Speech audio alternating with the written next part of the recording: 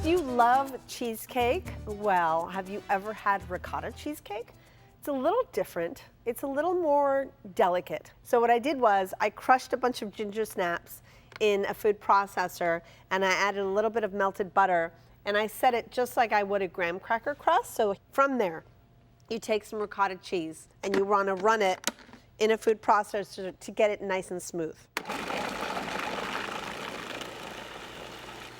Almost like a cream cheese would be smooth. All right, to that, we're adding a pinch of salt, a little bit of all-purpose flour, sugar, egg yolks, a little bit of vanilla extract, and my favorite ingredient to every cheesecake is some lemon zest.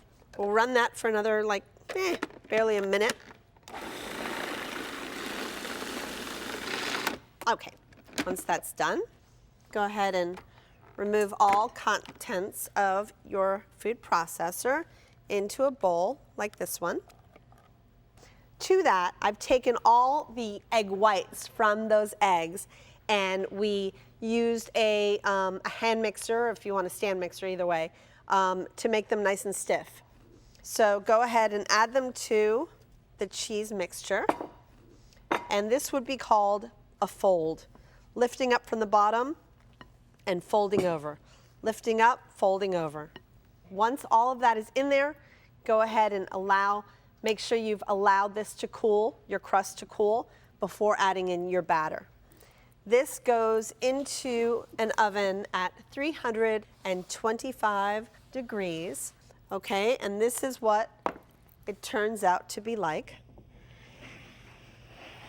It's just beautiful. It has a good caramelization around it. Let's go ahead and slice off a piece. And I personally don't need much to serve a cheesecake, but I have brought with me a little bit of my favorite orange marmalade. I'm gonna top mine because I love orange marmalade with just a little touch like that. And I think that this is just the perfect thing to sit down with your friends or by yourself, have a cup of tea, and enjoy your ricotta cheesecake. If you want to try making this ricotta cheesecake for yourself, be sure to check out my recipe online at checkpleasefl.com.